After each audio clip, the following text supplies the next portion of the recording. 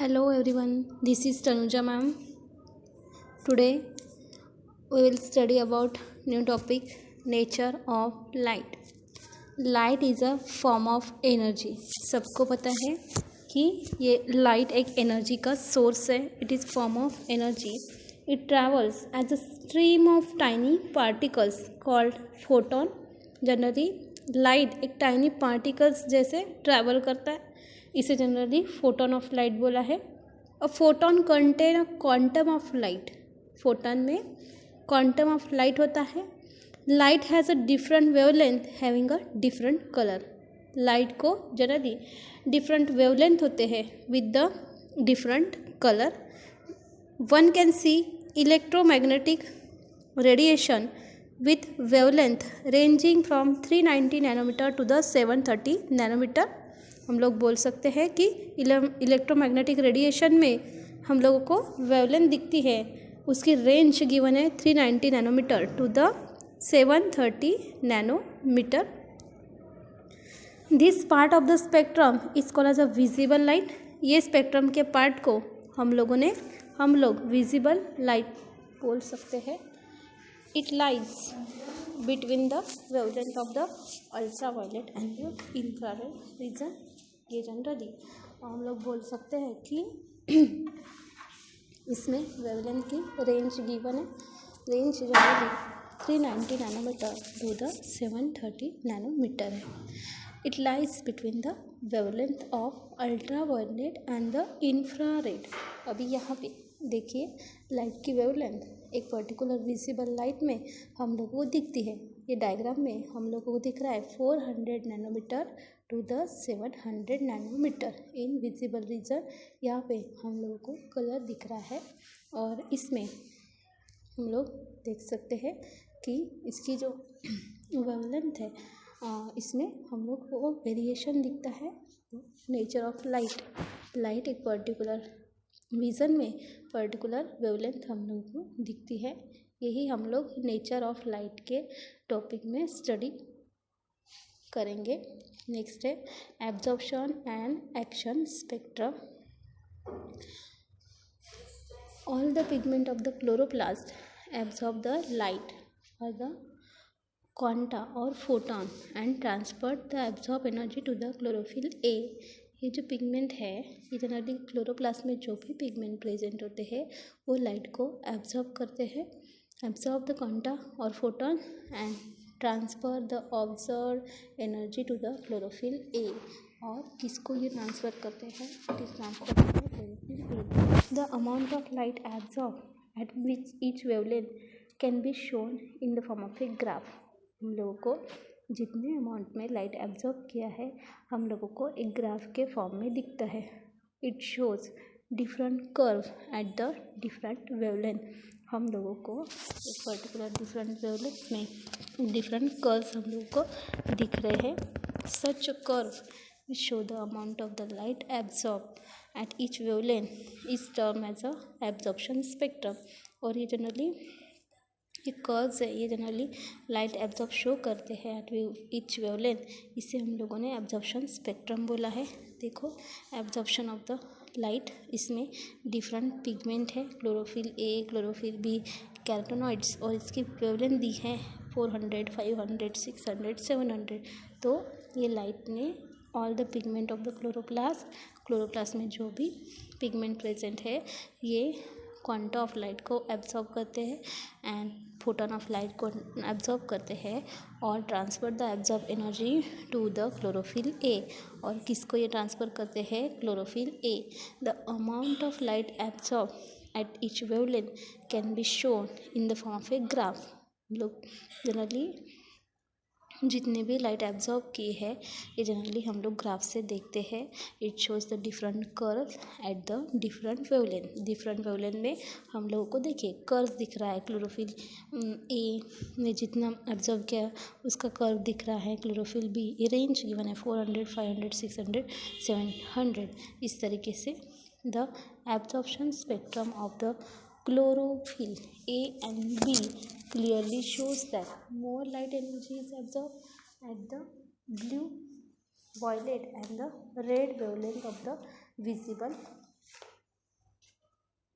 Spectrum. इसमें absorption spectrum में chlorophyll A and the b ये क्या शो कर रहे हैं, मोर लाइट एनर्जी एब्जॉर्ब कर रहे हैं, बट कौन से इसमें blue, violet and the red wavelength of the visible spectrum. ज़्यादा से ज़्यादा एक पर्टिकुलर रीजन है blue, violet and the red इसमें इन द विजिबल स्पेक्ट्रम में, and the relative rate of the photosynthesis at different wavelength indicate close relationship with the absorption spectrum of the chlorophyll A and the B. Generally, rate of the photosynthesis at different wavelength हम लोगों को क्या show कर रही है, एक particular relationship show कर रही है, किसके साथ, show the relationship with the absorption spectrum of the chlorophyll A and the b. तो वेवलेंथ का एब्जॉर्प्शन स्पेक्ट्रम के साथ एक पर्टिकुलर रिलेशनशिप यहाँ पे हम लोगों को दिख रहा है with the help of curve, and these curves shows that the rate of the photosynthesis and different wavelength is called as a action spectrum।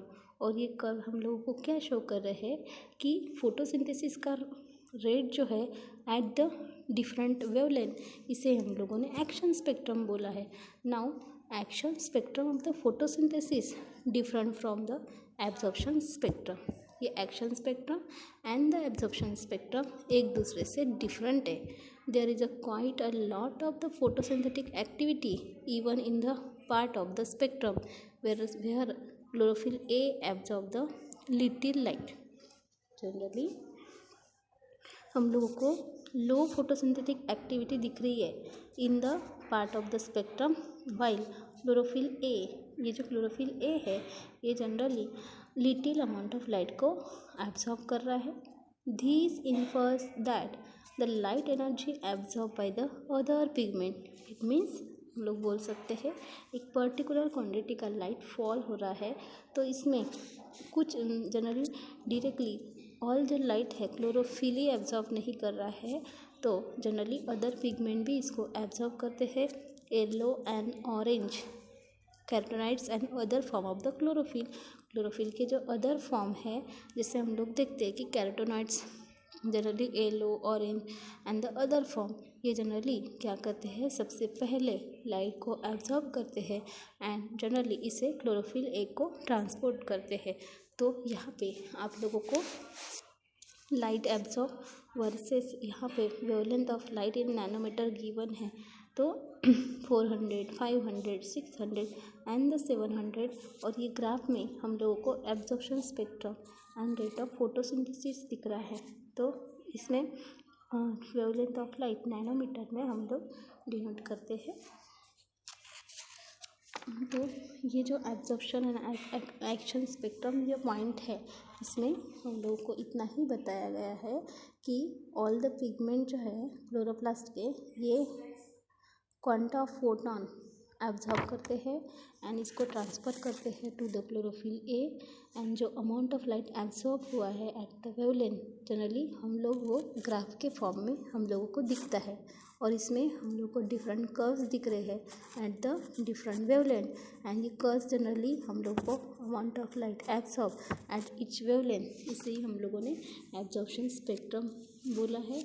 Absorption spectrum में chlorophyll A and B clearly generally more light energy हम लोग को absorb करते हुए दिख रही है at the blue, violet and the red wavelength of the visible spectrum. Relative rate of the photosynthesis at different wavelength ये जनरली हम लोगों को क्लोज रिलेशनशिप बता रही है with the absorption spectrum of the chlorophyll A and the B. Chlorophyll A and B ने कितना amount of the light को एब्जॉर्ब किया है, एंड ये कर्व जनरली शो कर रहे हैं rate of photosynthesis at the different wavelength, इसे ही एक्शन स्पेक्ट्रम भी बोला है। And action spectrum of the photosynthesis is different from the absorption spectrum. Action spectrum and the absorption spectrum ये समवट डिफरेंट है। There is a quite loss of the photosynthetic activity even in a part of the spectrum where the chlorophyll A absorb the little light। हम लोगों को कुछ less amount में photosynthetic activity दिख रही है इवन क्लोरोफिल ए मॉलिक्यूल ने light को एब्जॉर्ब किया है, बट ये डिपेंड हो रहा है कि उसके साथ दूसरे भी पिगमेंट हम लोग को दिखते हैं। कौन से येलो, ऑरेंज, कैरोटीनॉइड्स ये अदर फॉर्म में पिगमेंट दिखते हैं। और सबसे पहले ये जो अदर असेसरी पिगमेंट है वो लाइट को एब्जॉर्ब करते हैं और क्लोरोफिल ए को ट्रांसपोर्ट करते हैं। तो यही हम लोग एब्जॉर्प्शन स्पेक्ट्रम में देखेंगे। नेक्स्ट प्रोसेस है mechanism of the photosynthesis. Exact photosynthesis का मैकेनिज्म कैसे हो रहा है, तो 1931 वैन नील जनरली उसने प्रूव किया था that bacteria use the H2S hydrogen sulphate and the carbon dioxide to synthesise the carbohydrate. और ये बैक्टीरिया ने कार्बोहाइड्रेट कैसे फॉर्म किया है ये हम लोगों ने लास्ट क्लास में स्टडी किया था। और इसमें जो हिल रिएक्शन देखी थी, तो हिल रिएक्शन में हम लोगों ने देखा था कि इसने जो भी प्रूव्स किया था ये हम लोग को दिखता है। तो क्या प्रूव्स किया था रॉबर्ट हिल ने? Robert hill proves that in photosynthesis oxygen is released from the water। Generally photosynthesis में ऑक्सीजन कहाँ से रिलीज हुआ है? From the water. Electron for the reduction of the CO2 are obtain from the water. Generally CO का reduction होने के बाद जो भी इलेक्ट्रॉन रिलीज हो रहे हैं हम लोगों को वो वाटर से मिला है। And according to the Arnon ने ये प्रोसेस डिफाइन की है। Light energy is converted to the chemical energy. Light energy किस में कन्वर्ट हो रही है? केमिकल एनर्जी में। एंड ये जनरली एनर्जी है ये स्टोर हो रही है in the form of a ATP and the NADPH and is form as a hydrogen donor. और कैसे फॉर्म हो रही है? NADP एनर्जी का सोर्स है और NADPH ये जनरली हाइड्रोजन डोनर है। एंड दिस ATP फॉर्मेशन इसे हम लोगों ने फोटोफॉस्फोराइलेशन बोला है। In modern concept the process of the photosynthesis is an oxidation and the reduction process. जो मॉडर्न प्रोसेस देखते हैं कि ऑक्सीडेशन एंड द रिडक्शन, ये जनरली वाटर इज ऑक्सीडाइज, इसमें वाटर जनरली ऑक्सीडाइज होता है एंड इसमें release the oxygen and carbon dioxide is reduce to form the sugar. और जनरली वाटर ऑक्सीडाइज होता है और and the carbon dioxide sugar में रिड्यूस होता है। It consist of the 2 successive series of the reaction. इसमें 2 successive series of the reaction दिखती है। First reaction require the light and it is called the light और the Hill reaction. First reaction को हम लोगों ने लाइट और the Hill reaction बोला है। And second reaction does not require the light and इसे हम लोगों ने डार्क रिएक्शन बोली है और द ब्लैकमन रिएक्शन बोला है। Out of the 2 reaction the former is a photochemical reaction while the latter is a biochemical reaction। First जो है जिसमें लाइट का यूटिलाइजेशन हुआ है इसे फोटोकेमिकल रिएक्शन बोला है। अदर है इसे हम लोगों ने बायोकेमिकल रिएक्शन बोला है। इन शॉर्ट फोटोसिंथेसिस इज कैसी है? Oxidation and the reduction process है जिसमें वाटर कंप्लीटली ऑक्सीडाइज हुआ है and release the oxygen and the carbon dioxide. ये रिड्यूस हो रहा है and release to form the sugar and 2 successive series of the reaction में हम लोग को दिख रहा है। And first reaction required light और इसे हम लोगों ने बोला है हिल लाइट और the Hill reaction. And second reaction does not required light और इसकी वजह से इसे बोला है dark reaction or the Blackman reaction. Out of the 2 reaction the former is a photochemical reaction. Former reaction को फोटोकेमिकल रिएक्शन बोला है while latter is a biochemical reaction। Next है light reaction. Light reaction, in light reaction solar energy is trapped by the chlorophyll and stored in the form of a chemical energy as ATP and in the form of a reducing power as NADPH2। oxygen is evolved in the light reaction by splitting of the water।